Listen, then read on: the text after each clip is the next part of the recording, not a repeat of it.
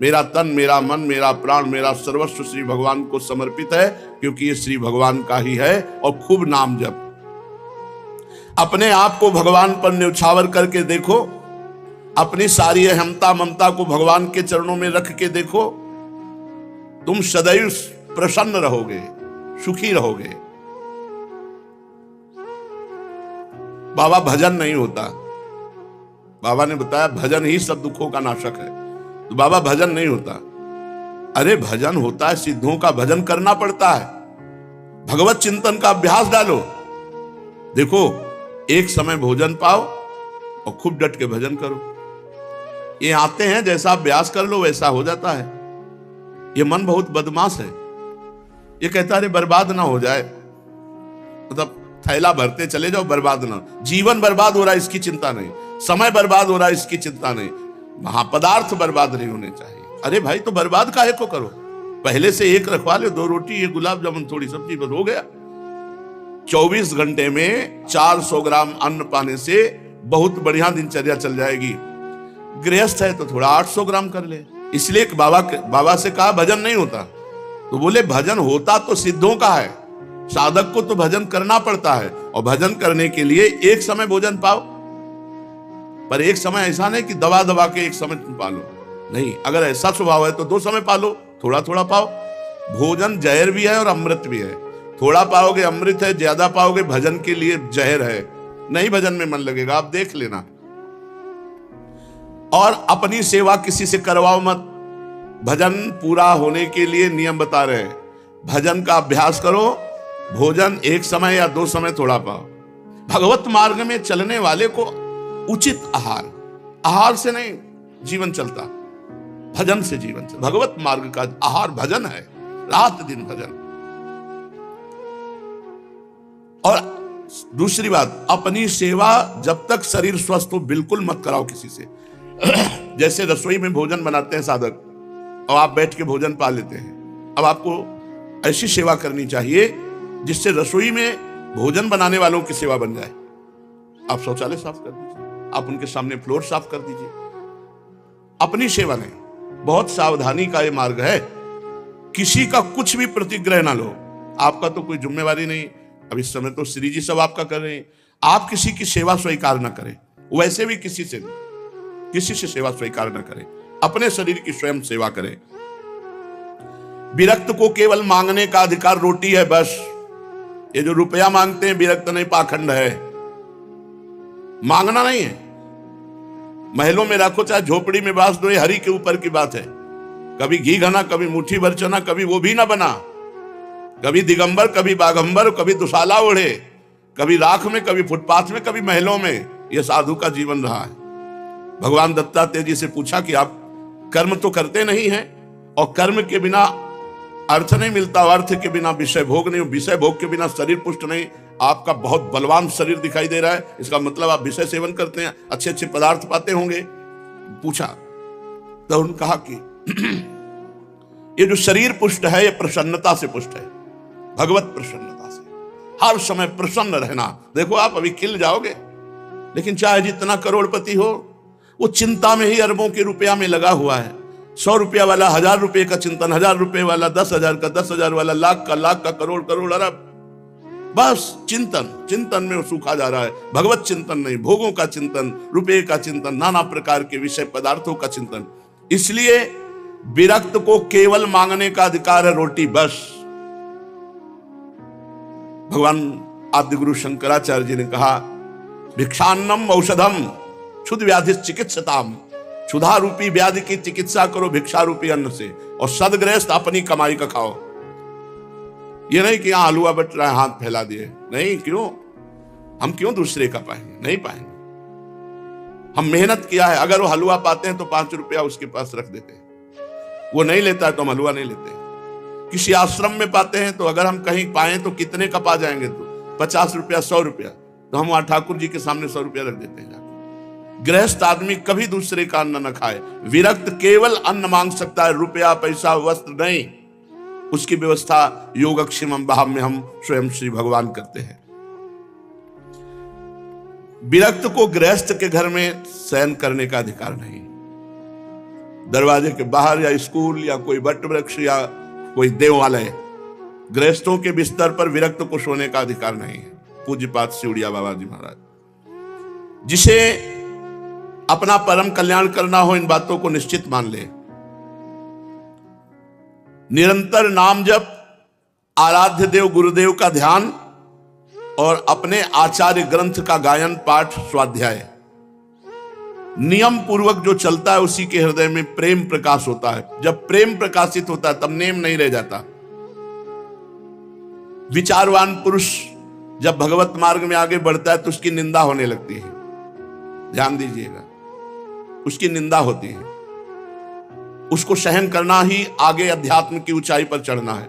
आप गृहस्थ हैं, भजन करेंगे, आपको 4 लोग उपहास है, देखो ये आगे तिलक लगाए, कंठी बांधे, बड़े भगत बनते हैं, उपहास करेंगे आपका। आपको शांति पूर्वक मुस्कुरा के चल देना है, जो आपकी भक्ति बढ़ेगी। और अगर आपने पलट करके उपहास करने वालों का विरोध किया तो फिर आप अध्यात्म की ऊंचाई पर नहीं चढ़ पाएंगे। विचारवान पुरुष को निंदा और स्तुति दोनों फूलों की तरह समझना चाहिए। निंदा भी और स्तुति भी समान भाव। निंदा और स्तुति में अनासक्त भाव रखो। उपासक दूसरों के दोष नहीं देखता, अपने चित्त की चिकित्सा करता रहता है, अपने चित्त को देखता रहता है। अतः किसी की भी तरफ देखो मत, उनके दोष मत देखो, उनके दोषों का वर्णन मत करो, उनके दोष सुनो मत। जो संसार की भक्ति करता है वो ये देखता है, ये दोषी है, ये गुणी है, ये अच्छा है, ये बुरा है। जो भगवान की भक्ति करता है वो सब जगह अपने भगवान को देखता है। भगवान की भक्ति करने वाले को भगवान मिलता है, संसार की भक्ति करने वाले को संसार मिलता है। अब इसका मतलब यह नहीं कि विरक्त भेष है तो भगवान ही का भगत होगा, संसारी पैंट शर्ट पहने तो संसारी होगा, नहीं, उल्टा हो सकता है। भेष विरक्त है तो हो सकता है वो संसारी हो, और वो पैंट शर्ट में तो हो सकता है वो महान भक्त हो। ये अंदर के चिंतन का विषय होता है। एक भगवत लीला में जाया करते थे देखने, भगवान की, रघुनाथ जी की क्रम से लीला चल रही थी, और उनका एक दोस्त था जो क्रम से नाटक चल रहा था, उस नाटक देखने जाते। अब जो लीला में जाते हैं उनका चित्त बार बार यही कहता कि यार नाटक में क्या आनंद बरस रहा होगा। तो जैसा दोस्त बताता वो बैठे लीला में उसी का चिंतन करते। अब ये जो दोस्त संसारिक लीला देखने जाता था नाटक, उसको लगा यार मैं कितना नीच हूं, मेरा दोस्त भगवान की लीला देखता है, कैसे सुंदर भगवान बोलते हैं, कैसी सुंदर लीला करते हैं, धिक्कार है, बहुत मैं नीच हूं, ऐसा उसकी भक्ति बढ़ने लगी और उसमें संसारिकता बढ़ने लगी। चिंतन, वो जा रहा है संसारिक दृश्य देखने, लेकिन उसको अपने में मैं कितना नीच हूं। तो हो सकता है गृहस्थ वेश में हो, वो सोचता हूं मैं कैसा नीच गृहस्थ हूं, नाना प्रकार के भोग भोगता हूं, धन्य है इनका जीवन जो भगवान में निरंतर लगे हुए, उसकी भक्ति बढ़ जाएगी। और कितने सुखी हैं संसार के लोग, सब भोग भोग के, हमारे पास तो कोई सुख सुविधा नहीं। अब विरक्त होकर विषय चिंतन, भोग चिंतन, वो नीचे पतित हो जाएगा।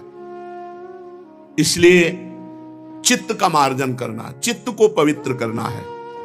अपने चित्त को देखो कि तुम्हारे चित्त में चिंतन क्या हो रहा है। जो चिंतन है वही साधना है, बाहर की क्रिया साधना नहीं है।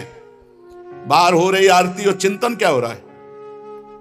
बाहर आप भगवान के समीप खड़े हो लेकिन चिंतन में कहां हो? बाहर आप फावड़ा चला रहे हो लेकिन आपका चिंतन भगवान का हो रहा है, आप महान भक्त हैं। बाहर आप सांसारिक कार्य कर रहे हो लेकिन आपका चिंतन राधा राधा, और वो भगवान के समीप खड़ा संसार का चिंतन कर रहा है, खास बात नहीं है। जिसकी भगवान के नाम जप में आसक्ति हो जाती है, वो चाहे एकांत में हो चाहे समाज में हो, वो लाभ ले पाएगा। और जिसकी भगवान के चिंतन में आसक्ति नहीं, तो एकांत भी उसका बंधन कारक ही होगा, क्योंकि उसका मन एकांत पाकर शासन करने लगेगा। इसलिए जिनका मन अभी भगवदाकार नहीं हुआ, उनको रोज सत्संग सुनना चाहिए, साधु समागम में रहना चाहिए। नहीं तो मन बड़ा चंचल है, वो भोजन पाते समय, स्नान करते समय, बातचीत करते समय और शयन के समय ये विशेष चंचल हो जाता है। प्रारंभ में देखा कि जब स्नान करने लगे तो या तो कोई पाठ लगाओ, नहीं तो विस्मरण हो जाएगा। सोच स्नान के समय भोजन पा रहे हो तो कोई बड़ा पद लगाओ, जिससे भोजन पा रहे हो शुरू कर दो, प्रथम यथामति प्रणमोसी वृंदावन रम्य, अंदर ही अंदर, और पूरी एकाग्रता रखो। देखो आपका भोजन भी भजन हो जाएगा। और शयन के समय पूरी साधना करके जब मध्याह्न में विश्राम या सायं शयन, एकांत में रात्रि में शयन, उस समय मन बड़ा चंचल होता है, उस समय संभाल लो। कोई आजकल तो मोबाइल चल गए, पहले तो थे नहीं, तो मोबाइल आदि से गंदी बातें देखना या गंदा चिंतन करना या कोई गंदा पूर्व का पीछे का, ये आपको पतित कर देगा। बहुत सावधान। और बातचीत करते समय भजन छूटता है, लेकिन अभ्यास करो सामने नाम लिखने का। तो बातचीत हम कर रहे हैं, लेकिन वो एकाग्रता हमारी अंदर ही अंदर नाम में लगी हुई है। भगवान के नाम का जप और गुरु और संत सेवा, भगवंत सेवा, ये बहुत जल्दी अंतःकरण को पवित्र करते हैं। और प्रपंच की बातें करने वाला, अश्लील गंदी बातें करने वाला, ये बहुत जल्दी हृदय को अपवित्र कर देते हैं। ऐसे भजन से कोई लाभ नहीं मिलेगा जो अश्लील संभाषण स्वयं बोलता है, अश्लील बातें सुनता है, प्रपंची लोगों के बीच में बैठता है। सांसारिक लोगों के बीच में बैठने वाला कभी भजनानंदी नहीं हो सकता। हाँ, जो भजन में परिपक्व हो चुका है, सिद्ध हो चुका है, तो श्रीमद राधा सुधा निधि, वो चाहे बहिर्मुख पुरुषों के बीच में बैठे, वो चाहे विषयों को ग्रहण करे या त्यागे, वहां कोई फर्क नहीं पड़ता, क्योंकि भगवदाकार वृत्ति रहती है। कर्माणि श्रुति बोधितानि नितराम कुर्वन्तु कुर्वन्तु मा गूढ़ाश्चर्य रसास्त्र गादि विषयान् गृह्णन्तु मुञ्चन्तु वा कैर्वा भाव रहस्य पारगमति श्री राधिका प्रेयसा किंचित गैरनुयुज्यताम वैरो भ्राम्यत भिरान्यपि। जो बहिर्मुख पुरुष है उनके भी संग से उसको कोई फर्क नहीं पड़ता। जो रहीम उत्तम प्रकृति का कर सकत कुसंग, चंदन विष व्यापत नहीं लपटे रहत भुजंग। लेकिन ये सिद्ध पुरुष की स्थिति, साधक को बहुत बचना चाहिए। प्रपंची लोगों से, संसारिक लोगों से अगर संभाषण करोगे, उनके बीच में बैठोगे, तो मनोवृत्ति में भोगाकर्षण पैदा हो जाएगा। साधना का फल है देहाभिमान गलित हो जाना। जिसका देहाभिमान गलित हुआ वही साधना परिपक्व कर पाया।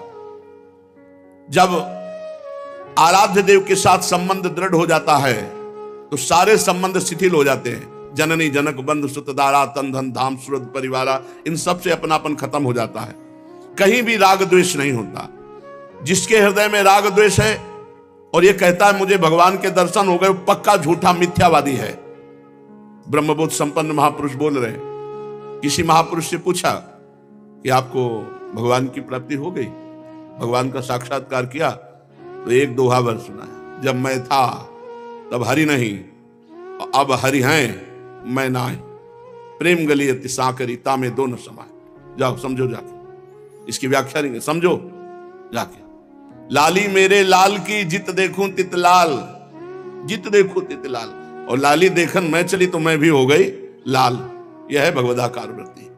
समझना है, समझो। जिसको किसी से भी राग है या द्वेष है, उसका यह कहना कि मुझे भगवत दर्शन हो गए बिल्कुल मिथ्यावादी है।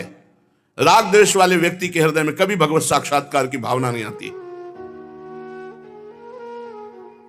एक भक्त मिले, जब उनसे कोई किसी की निंदा करने लगता था तो कान में अंगुली डालकर कहते थे श्री कृष्ण श्री कृष्ण श्री कृष्ण, और चल देते थे। वो हर समय कृष्ण नाम जप करते थे। कोई उनके जैसे किसी की बात करने लगे तो कान में अंगुली डालते, कृष्ण कृष्ण श्री कृष्ण श्री कृष्ण। इसलिए चाहे भक्त हो, चाहे ज्ञानी हो, चाहे योगी हो, जो दूसरों की निंदा करता है, निंदा सुनता है, वो पतित हो जाता है। भक्त ज्ञानी योगी इनको व्यर्थ की बातें सुनने और कहने का स्वभाव नहीं होता। ये जो भक्त ज्ञानी और योगी का नाटक करते हैं, यही प्रपंच करते रहते हैं। यही समझ में नहीं आता है कि हमारा उद्देश्य क्या है। अरे भाई, सनातन को समझो।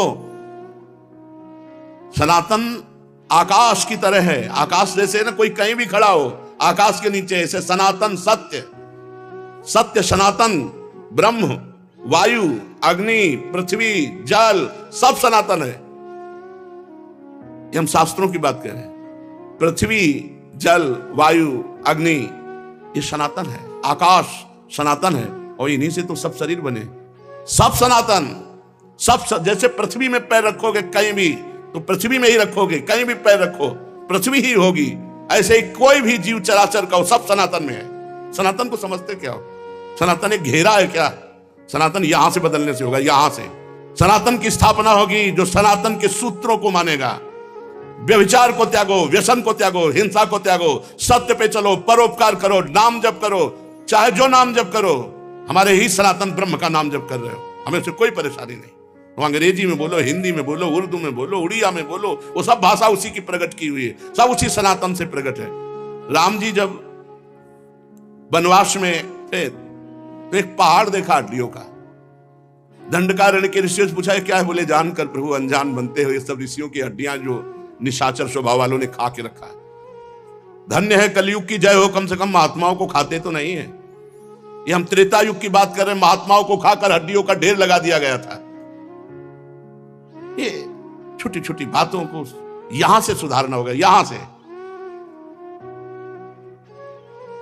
हम आगे रखते हैं भगवान को, आगे रखते हैं धर्म को, आगे रखते हैं हम अपने निष्ठा को, तो हमारी विजय होगी। अगर भगवान की बात को कह के आगे रखते हैं अपने को, तो अपने अहंकार और यश का भोग करने वाली बात है भगवान की। इसीलिए वो बात नहीं आती जो आनी चाहिए। हमारे सनातन का प्रचार तभी हो सकता है जब यहां परिवर्तन हो, छाती में। तुम परिवर्तन करो, एक एक एक एक हम परिवर्तन करें, सब परिवर्तन हो गया। परिवर्तन भाई भाई में राग द्वेष है, पति पत्नी में विश्वास नहीं, माता पुत्र में विश्वास नहीं, जो पवित्र सनातन की रीति है उस पर विश्वास नहीं रह गया, वो उसका कत्ल किए देता है, वो उसको छल कर रहा, पिता पुत्री के साथ शोषण कर रहा है, नाना प्रकार की ये कुमार्गामी प्रवृत्तियां। एक एक व्यक्ति जब भगवान का नाम जप करके शास्त्र आज्ञा में चलेगा, पूरा विश्व सुखी हो जाएगा, पूरा विश्व सुखी। बदलना है, बदलना कठिन है, अपने चित्त का मार्जन कर ले, वही सनातन है, वही सनातनी जो अपने चित्त का मार्जन कर ले। परिवार में तो तुम एक नहीं हो पा रहे हो, भाई भाई में प्रेम नहीं, पति पत्नी में प्रेम नहीं है, पुत्र पिता माता में प्रेम नहीं है। बातें बनाने से सनातन की जय नहीं होती, सनातन की जय होती आचरण सुधारने से, अपने आप को भगवत समर्पित करने से, शास्त्र आज्ञा का पालन करने से। एक परिवार में 7 लोग हो, 7 लोग प्रेम करके दिखाओ, तब सहस्त्रों के प्रेम को आप समझ पाओगे, जोड़ पाओगे प्रेम में। और छोड़ो, अपने हृदय में एकत्व नहीं, अपने हृदय में इंद्रियां अलग भाग रही, मन अलग भाग रहा, चित्त अलग भाग रहा है, अहंकार अलग भाग रहा है। सनातन को जोड़ना यहां से शुरू होता है। यहां हृदय से अगर तुम पवित्र हो, हृदय से भगवत चिंतन परायण हो, हृदय से सर्व मंगल भावना है, ऐसे ही सबकी हो जाए, अभी पूरा एकत्व हो जाए। हमारा शास्त्र कहता है यदि आप अपने हृदय को नहीं बदलोगे, सब मिलकर अपने अपने हृदय को बदलो, व्यसन रहित हो, व्यभिचार रहित हो, गंदे आचरणों का त्याग करो और अपने परिवार में प्रेम लाओ। माता पिता पत्नी भाई बंधु पुत्र सब में भगवत भाव करके प्रेम करो। अपने परिवार से प्रेम करो, फिर अपने पड़ोस से प्रेम करो, फिर अपने ग्राम से प्रेम करो, फिर अपने प्रदेश से प्रेम करो, फिर अपने देश में प्रेम फैलाओ, फिर विश्व प्रेमी बन जाओ। पूज्य महामहिम श्री गुरु गोविंद सिंह सभा लगाई, पूरी सभा में 5 खड़े हुए थे, 5 जो बलिहार करने वाले थे, गर्दन कटवाने वाले थे। फिर उन 5 को निकाल कर लाए और बोले इन एक एक से 1.25 लाख को परास्त कराऊंगा, क्योंकि इन्होंने मृत्यु का वर्ण कर लिया। यह है धर्म, यह है धर्म के प्रति बलिदान, यह है एकत्व। एकत्व होता है हृदय को पूर्ण बलिदान कर दो, राष्ट्र के प्रति, धर्म के प्रति, भगवान के प्रति, अपनी वासनाओं की धज्जियां उड़ा दो, अपनी इंद्रियों को मन को शासन में लेकर के शांत कर दो, तब होता है। एक एक अपना सुधार करे, सबका सुधार हो जाएगा। तो जो योगी है, ज्ञानी है या भक्त है, वो प्रपंची नहीं होता, प्रपंची नहीं होता। भक्त हर समय भगवत चिंतन में लगता है, ज्ञानी आत्मानुसंधान में, योगी अपने प्राणों का स्पंद करके समाधि में। यह है सनातन, अपना सुधार सनातन है, भगवत चिंतन सनातन है, भगवान की आज्ञा का पालन। गीता भगवान के साक्षात श्रीमुख की वाणी है, सुन करके सहम जाओ, वाह हमारा सनातन धर्म क्या है। पास में एक आदमी को 4 आदमी पीट रहे हैं, तुम निकल जा रहे हो। पास में बहन बेटियों को छेड़ रहे हैं, तुम निकल जा रहे हो। पास में से निकल के वो जंजीर तोड़कर भाग रहा है, तुम देख रहे हो, वीडियो बना रहे हैं, उसकी रक्षा नहीं। ये सनातन है, इसकी रक्षा करना का ये है। पूज्य पाद उड़िया बाबा। भक्त हर समय भगवान का चिंतन करता है, ज्ञानी आत्मा अनुसंधान करता है, योगी प्राणों को निस्पंदित करके समाधि में जाता है। जिनकी बुद्धि संसार में लगी हुई, वो ना धीर भक्त कहलाते हैं, ना धीर ज्ञानी कहलाते हैं, ना धीर वो योगी कहलाते हैं। जिन्होंने बुद्धि को संसार से हटाकर सत्य सनातन भगवान में लगा दिया, ये बात, ये महापुरुषों के वचन देखो। वास्तव में वही धीर ज्ञानी है, धीर भक्त है और धीर योगी है। कुप्रवृत्ति, मनुष्यत्व से हीन। ये समझना है। देखो ना, केवल मनुष्यत्व कहता है कि अगर सामने कोई कष्ट पा रहा है, ये हम अपने अनुभव की बात कर रहे हैं, देखी हुई बात कर रहे हैं। रात के 11 बजे वापस आ रहे थे, एक ट्रैक्टर का जो जोतने वाला होता है वो ऐसे रखा हुआ था, दूर ट्रैक्टर और वो ऐसे, और एक बछिया उसका पैर उस पे चला गया था, जो होल ट्रैक्टर में फंसाया जाता है जोतने वाले का, इतना गोल गोल होता है। देखते देखते सामने एकदम दौड़े, हम कह रहे हैं तो टूट जाएगा उसका पैर, इतना पैर अंदर चला गया था। अब उसका ऐसे पैर पकड़ लिया कि हिली तो टूट जाएगा। अभी 9 किशोर बछिया थी, तो मतलब शासन में भी उसको लिए हुए थे पैर, नहीं तो गाय होती तो पकड़ नहीं सकते थे। 4-5 लोग निकले, हम कहा भैया थोड़ा आजा, थोड़ा गाय को संभाले, इसको उठा दोगे तो इसको बच जाएगी। पुकारते रहे, कोई नहीं आया, वो सब ऐसे निकल गए। यार कैसे मनुष्यत्व से हीन है। मन में आया कि बड़ा गेट था, हम कहा दौड़ के बजाऊं तो इससे शायद कोई निकल आए। जो ही गेट तक गए सो पूरा चर से पैर हुआ, टूट गया। वो तो उसको क्या ज्ञान, और पूरा पक्का लोहा तो ऐसे टूट के हृदय पूरा कलशता रहा कि भगवान में बचा नहीं पाया। अब हमारे सहयोगी, अगर वो 4-5 लोग निकले थे, चिल्ला चिल्ला के कह रहे थे, पास से निकले थे, कोई सहयोग देने। ये मनुष्यत्वहीन स्वभाव जो बनता चला जा रहा है। आप देख लीजिए, एक आदमी गिर के फिसल के मरने की कगार, वो वीडियो बना रहा है। उसकी जान बचाना काम नहीं है, वीडियो बनाना काम है। एक आदमी एक्सीडेंट में तड़प रहा है, वो वीडियो बनाना जरूरी। शीशा खोला, कार धीमी की, वीडियो बनाया, निकल गए। मुझे समझ में नहीं आता, समझ में आता यहां सुधार करो। पूज्य बाबा, कुप्रवृत्ति, मनुष्यत्वहीनता, संसार के भोग रूपी विष्ठा का कीड़ा, पशुधर्मी, मोहांध, भगवत चिंतन रहित, ऐसे नारकी पुरुष होते हैं। इनका संग कभी नहीं करना चाहिए। ऐसे नारकी पुरुषों के लक्षण ये हैं, कुप्रवृत्ति, गंदी बातें, मनुष्यत्व से हीन। ये मनुष्यत्वहीनता है, मनुष्य का कार्य है, मनुष्य का केवल, वो कोई भी, हम सब मनुष्य हैं। परोपकार, किसी का संकट देख के कूद पड़ना, उसके संकट से उसको बचाने की कोशिश करना। परहित लाग तजय जो देही, संतत संत प्रशंसा तेहि। जो इस संसार भोगों की विष्ठा का कीड़ा बना हुआ है, पशुधर्मी है, मोहांध है, ये सब नरकगामी पुरुष होते हैं। ऐसे लोगों का संग नहीं करना चाहिए। श्रीमद् भागवत महापुराण, सच्चिदानंद बपू भगवान श्री कृष्णचंद्र जी के द्वारा गिरिराज गोवर्धन का उठाना, समस्त ब्रजवासियों की रक्षा करना, 7 दिन 7 रात तक भूख प्यास सहते हुए अपने समस्त ब्रजवासियों की, भक्तों की, संतों की, गौओं की रक्षा की। परीक्षित ब्रज के गोप भगवान श्री कृष्ण के ऐसे अलौकिक कर्म को देखकर आश्चर्य में पड़ गए। उन्हें भगवान की अनंत शक्ति का तो पता था नहीं। सब ब्रजवासी जन एकत्रित हुए और कहा कि नंद का जो लाड़िला लाला है, ये बड़ा अलौकिक है। जैसे गजराज कोई कमल को उखाड़कर उसे ऊपर उठा ले और धारण कर ले, वैसे इस नन्हे से 7 वर्ष के बालक ने एक ही हाथ से गिरिराज गोवर्धन को उखाड़ लिया और खेल खेल में 7 दिन 7 रात तक उठाए रखा। भला यह मनुष्य के लिए संभव हो सकता है? अरे भाई, जब ये नन्हा सा बच्चा था 6 दिन का, उसी समय बड़ी भयंकर राक्षसी पूतना आई और इसने आंख बंद किए किए ही उसका स्तनपान किया। स्तनपान क्या किया? उसके प्राणों को पी डाला। अरे भाई, जिस समय नंद का लाला 3 महीने का था, छकड़े के नीचे सोकर तो इसने पैर ऐसा उछाला कि भारी और सामान युक्त वो छकड़ा उलटकर गिर पड़ा। अरे भाई, जब ये 1 वर्ष का था, तब दैत्य बवंडर के रूप में इसे आकाश में उठा ले गया। तुम सब जानते हो, उस भयानक तृणावर्त दैत्य का गला घोंट कर किसने मार डाला। देखो, उस दिन की बात तो सभी को याद होगी, जब माखन चोरी करने पर यशोदा रानी ने इसे उखल में बांध दिया था। ये घुटनों के बल बकैयां खींचते खींचते उन दोनों विशाल अर्जुन वृक्षों के बीच में से निकल गया और उन्हें उखाड़ कर उनका उद्धार किया। देखो, जब ये ग्वाल और बलराम जी के साथ बछड़ों को चराने के लिए वन में गया हुआ था, उस समय इसको मार डालने के लिए एक दैत्य बगुले के रूप में आया। इसने दोनों हाथों से उसके दोनों ठौर पकड़कर तिनके की तरह चीर डाला बकासुर को।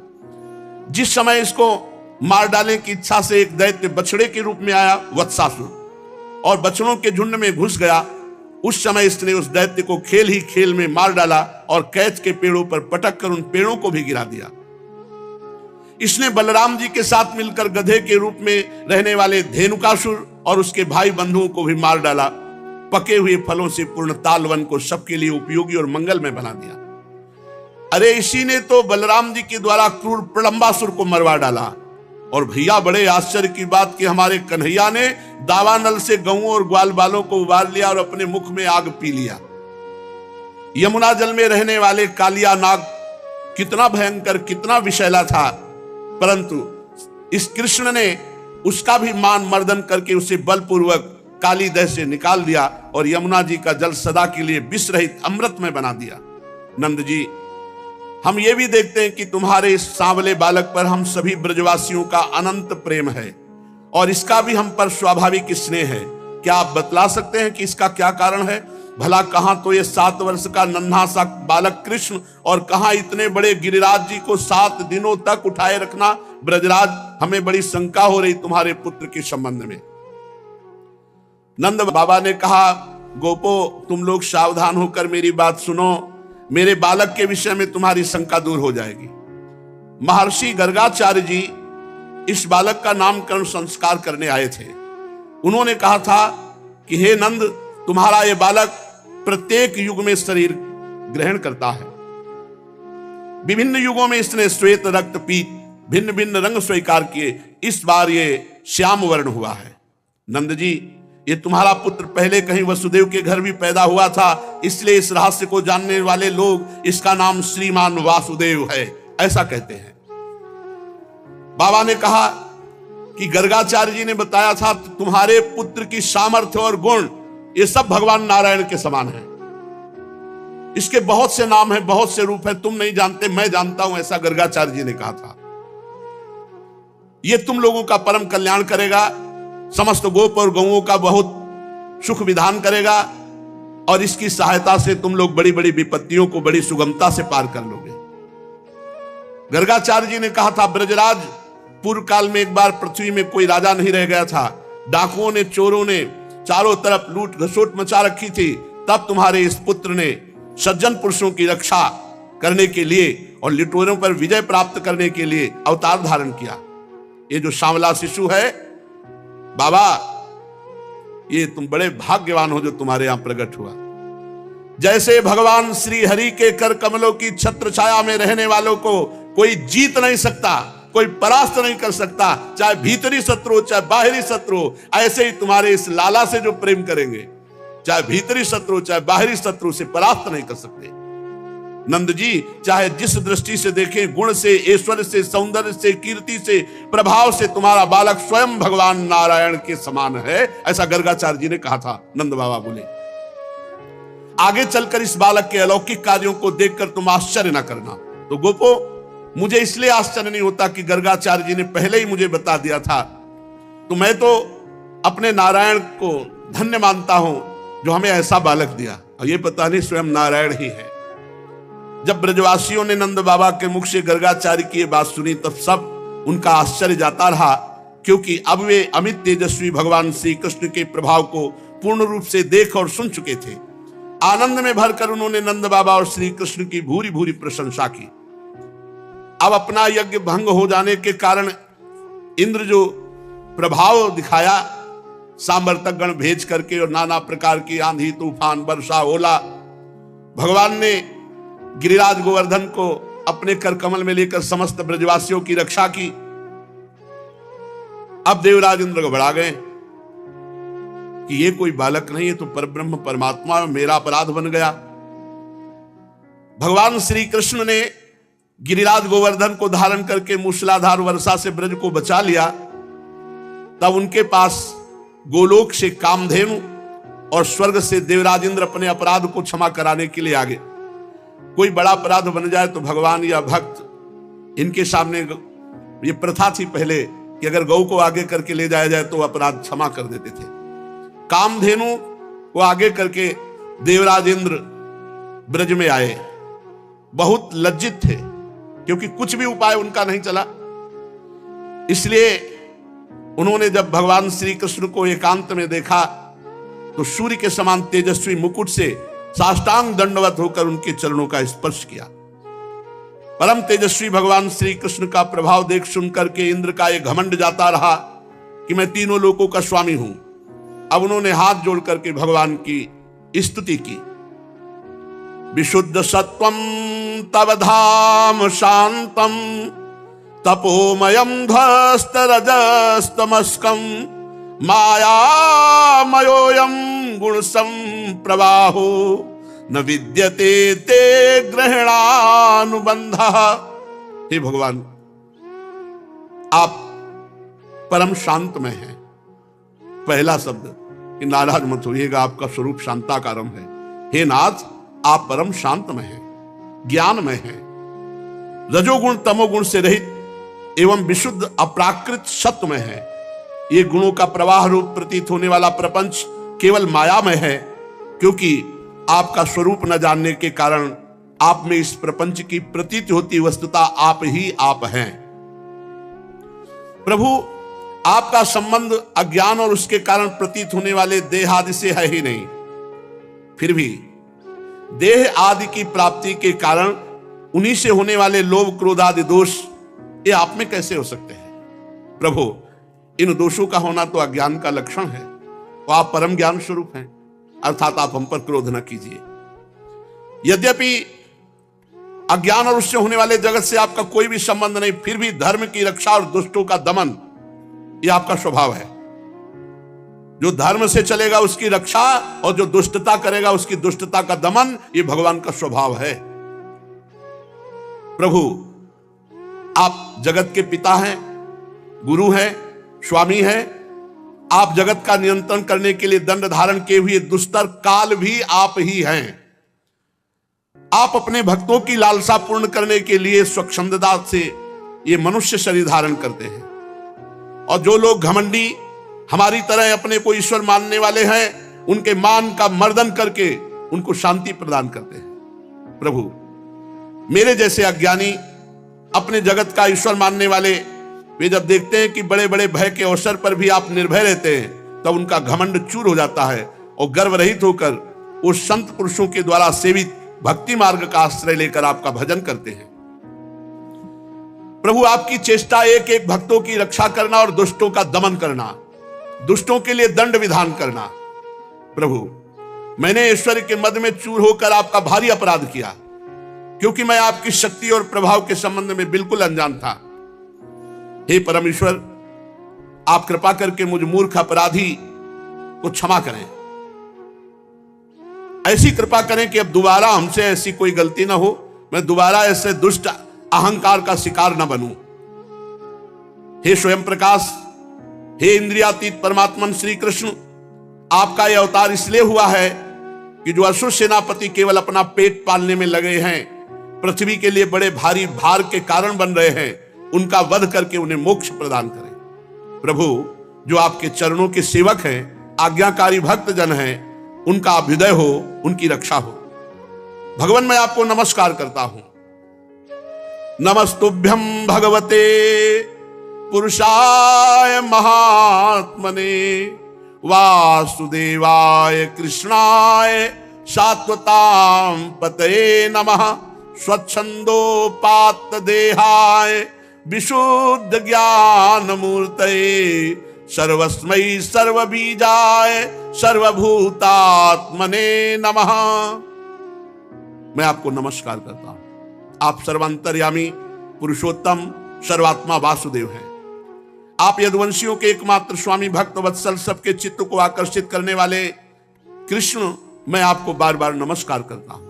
आपने जीवों के समान कर्मवश होकर नहीं, स्वतंत्रता से अपने भक्तों की तथा अपनी इच्छा के अनुसार दिव्य चिदानंद शरीर स्वीकार किया है।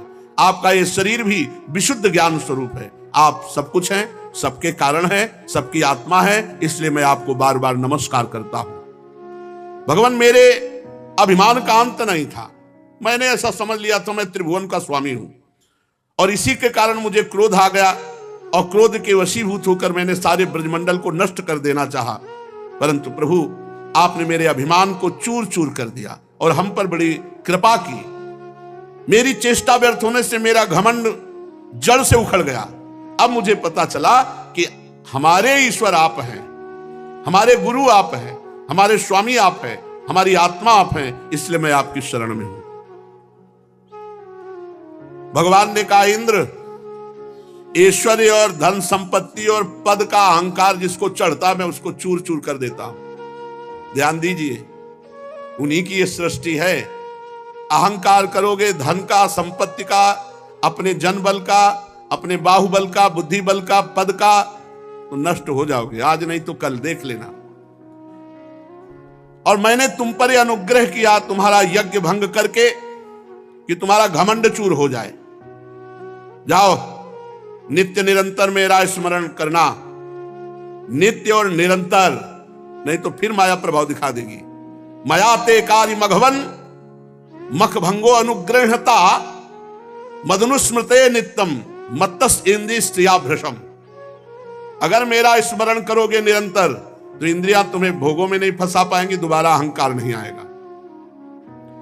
तुम पूरे मद से मतवाले हो रहे थे, इसीलिए अनुग्रह किया है। जो ऐश्वर्य और धन संपत्ति के घमंड में अंधे हो जाते हैं, उनके लिए मैं काल रूप दंड धारण करके उनका विनाश करता हूं। आज नहीं तो कल धैर्य रखो। जिस पर मैं अनुग्रह करता हूं उसका घमंड चूर कर देता हूं। ये कृपा ही है भगवान की। जाओ इंद्र, तुम्हारा मंगल हो। अब तुम अपनी राजधानी अमरावती स्वर्ग को जाओ और सदैव सावधान होकर मेरी आज्ञा का पालन करो। अब कभी घमंड न करना। देवराज इंद्र से कहा, अब कभी घमंड न करना। नित्य निरंतर मेरी सन्निधि का मेरे स्मरण करते हुए अनुभव करना, और जैसी हमने आज्ञा की है उसके अनुसार त्रिभुवन पति पद का पालन करना। भगवान देवराज इंद्र को यह आज्ञा दे रहे थे। मनस्विनी कामधेनु अपनी संतानों के साथ गोप वेशधारी परमेश्वर श्री कृष्ण की वंदना करके उनसे ये कहा। कामधेनु ने कहा, कृष्ण कृष्ण महायोगिन विश्वात्मन विश्व संभव भवता लोकनाथेन सनाथा वै मच्युत त्वं नः परमकं दैवं त्वं न इंद्रो जगत्पते भवाय भवगो विप्र देवानां ये च साधवः इंद्रं नस्त्वाभिषेक्ष्यामो ब्रह्मणा नोदिता वयं अवतीर्णोऽसि विश्वात्मन् भूमेर्भारापनुत्तये। हे सच्चिदानंद श्री कृष्ण, हे महायोगी महान योगेश्वर श्री कृष्ण, आपको नमस्कार है। आप स्वयं विश्व हैं, विश्व के परम कारण हैं, अच्युत हैं, संपूर्ण विश्व के स्वामी। आपको अपने रक्षक के रूप में प्राप्त करके हम सब सनाथ हो गए। आप जगत के स्वामी हैं, परंतु हमारे तो परम पूजनीय आराध्य देव ही हैं। प्रभु, ये इंद्र त्रिलोकी का इंद्र हुआ करे, परंतु हमारे इंद्र तो आप हैं।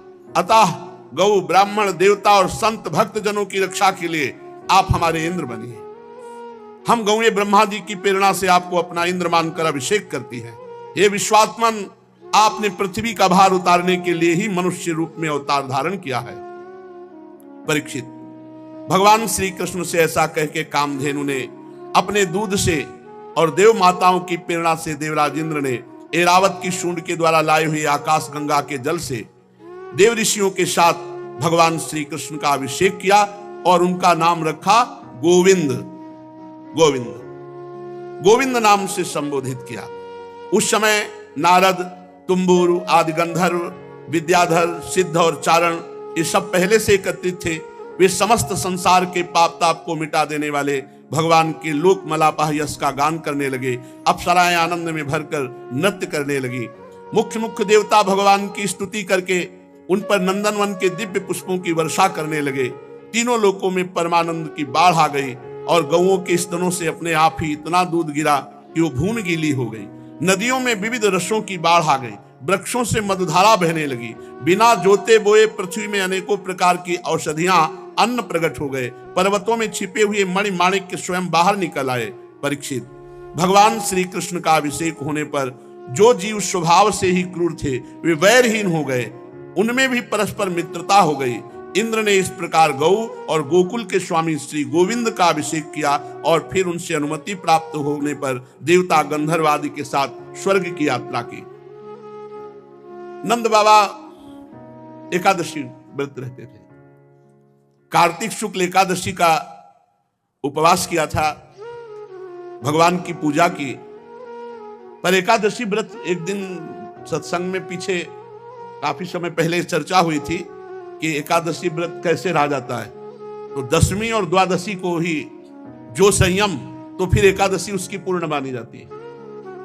साधारण शब्दों में समझ लो कि दशमी को एक बार भोजन दोपहर के समय कर ले, शाम के ना करे, और एकादशी को जल या निर्जला और या बहुत से बहुत एक बार फल ले ले।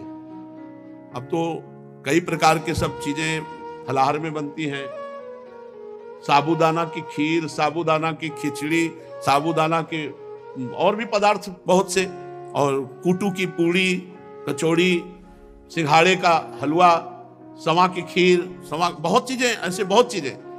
एकादशी का मतलब है, अगर आपको लगता है कि हम जल के पान करके केवल 24 घंटा रहना चाहिए, मरोगे नहीं यार, जल है, मरोगे नहीं, आंतों को थोड़ा विश्राम मिल जाएगा। 15 दिन में एक बार आता है।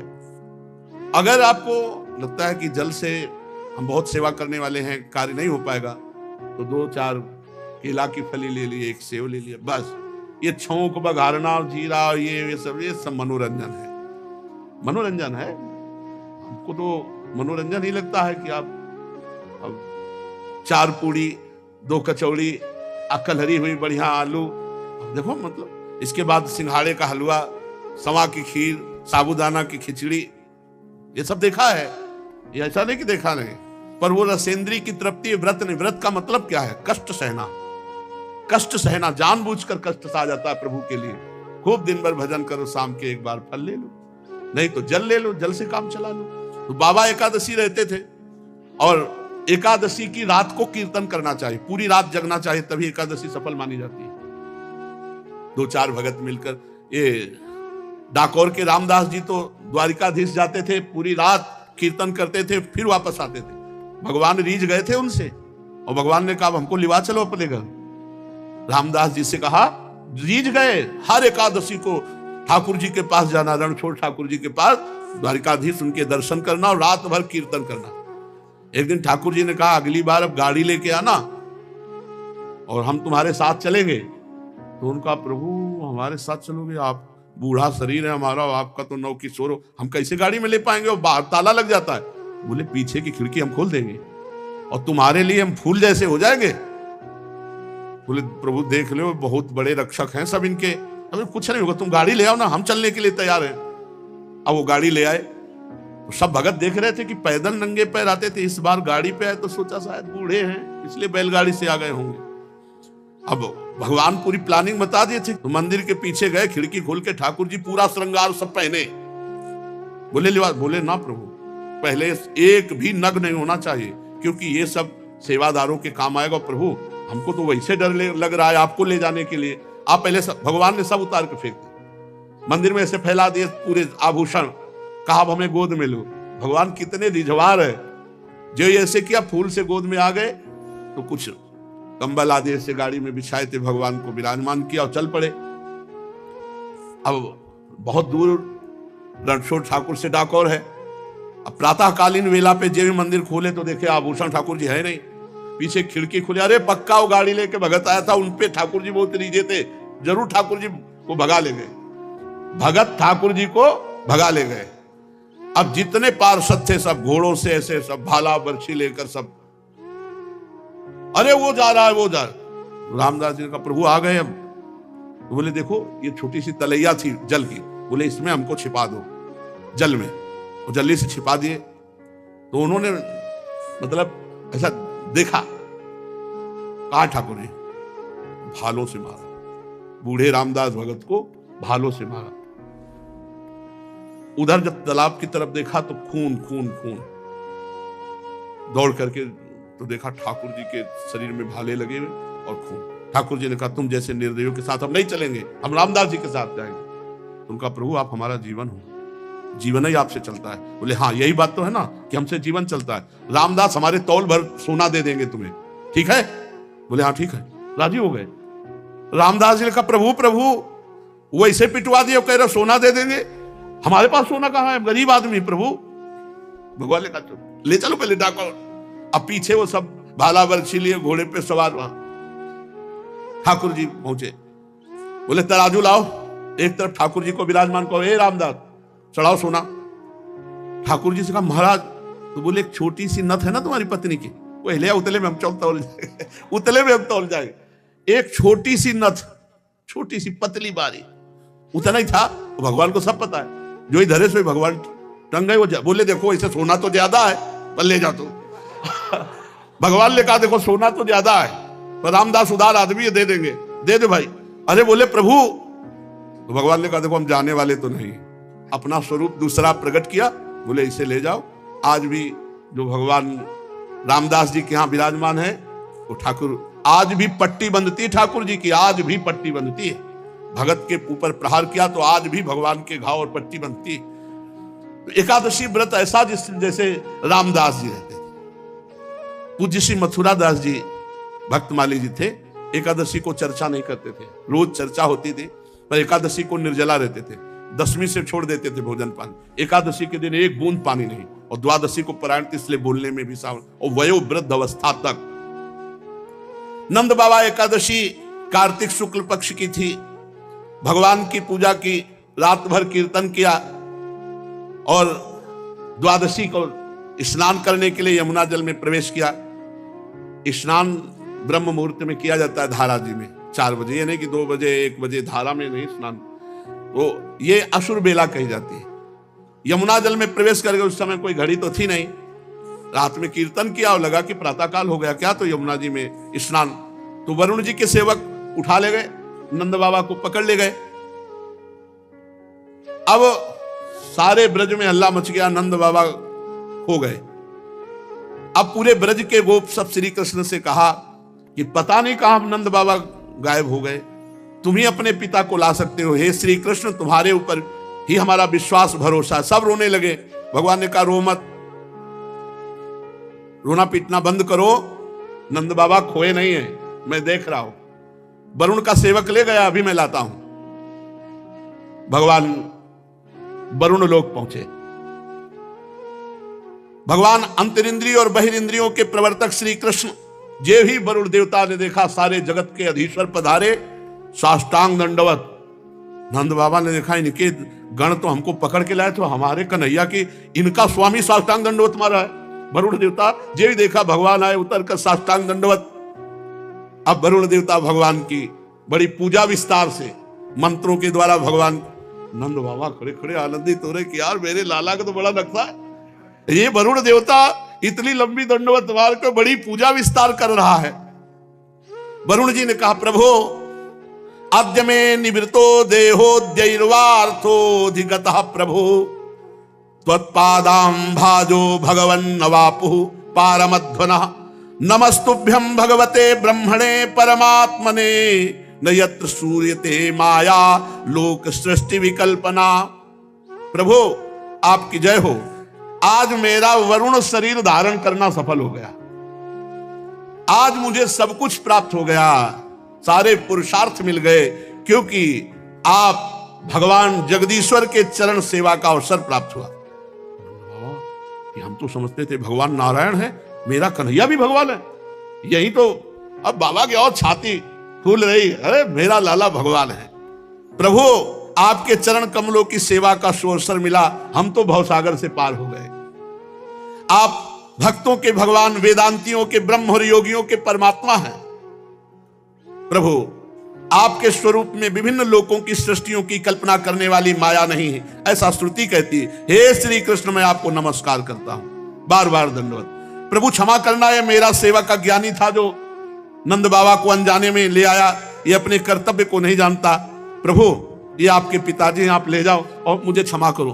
वरुण जी, वरुण कान पकड़ रहे हैं, स्तुति कर रहे हैं, बार बार दंडवत कर रहे हैं, क्षमा मांग। गोविंद मैं नहीं जानता था कि आपके ये पिता हैं, आप बड़ा प्रेम भाव रखते हो, मुझे क्षमा कर दीजिए। प्रभु सेवक से गलती हो गई, नाथ क्षमा कर दीजिए, और मैं सदैव आपका दास हूं। हे श्री कृष्ण जब कभी कोई भी आज्ञा, बार बार वरुण जी महाराज दंडवत।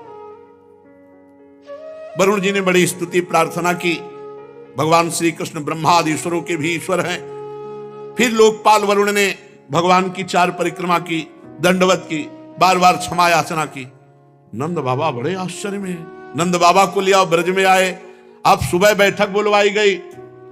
नंद बाबा भाई, नंद बाबा ने कहा कि मैंने देखा वरुण जी बार बार दंडवत, पूरी साष्टांग दंडवत मार रहे थे और कह रहे थे इंद्रियातीत ईश्वर योगीश्वर योगींद्र भगवान परमात्मा।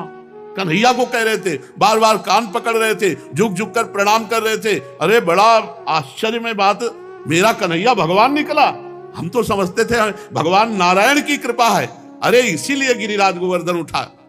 भगवान के प्रेमी गोप सुन करके बड़े आश्चर्य में हो गए, ये कन्हैया भगवान है, हमारा सखा भगवान है।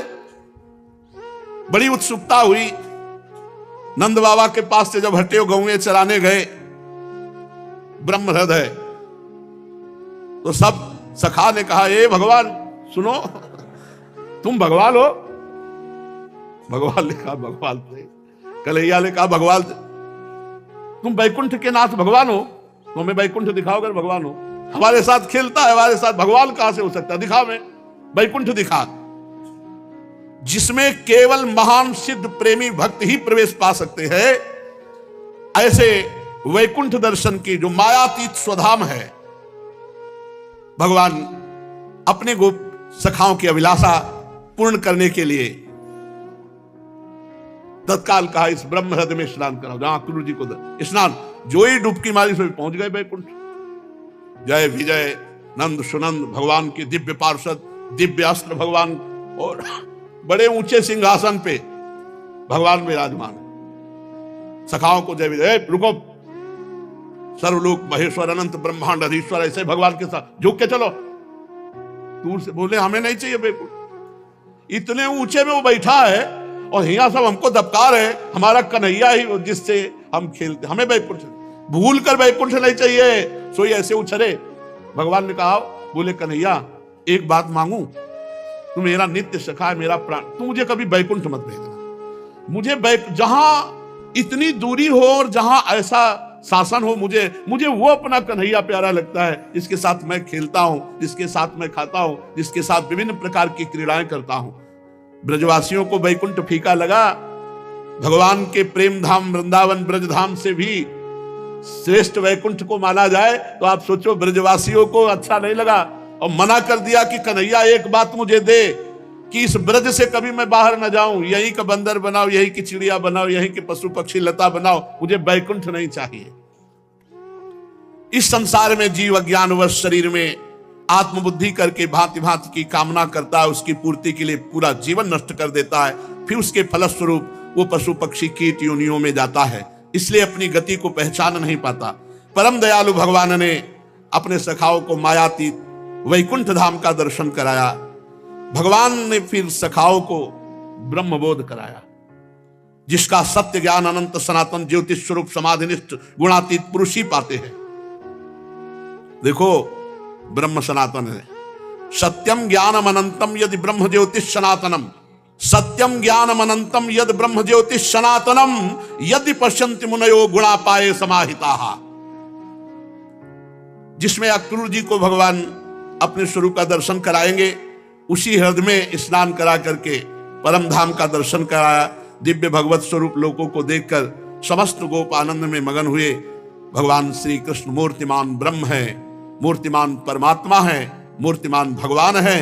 ये सब गोपों को आश्चर्यचकित हुआ कि हमारे कितने अहोभाग्य कि हम ब्रह्म परमात्मा भगवान अपने लाडले कन्हैया के हैं। यही ब्रजवासियों की आज भी महिमा है।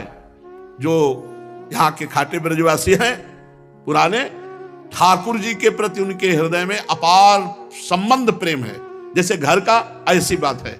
उनके लिए भगवान नहीं नजर आते, उनको मेरे कृष्ण। देखो नंदगांव के जब आते हैं ना, उनकी ठसक झलकती है।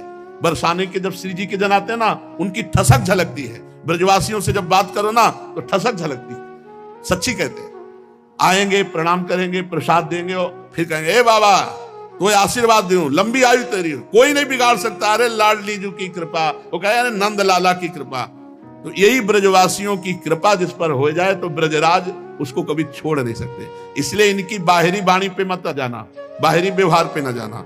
इनका व्यवहार थोड़ा टेढ़ा है, वाणी थोड़ी कड़वी भी हो सकती है। इनकी जबान की बात है, हृदय बहुत बहुत प्यारा हृदय है, ये हमने देखा। उनका व्यवहार देखो, ये भगवान के सखागण है। इनकी बात समस्त ब्रजवासियों की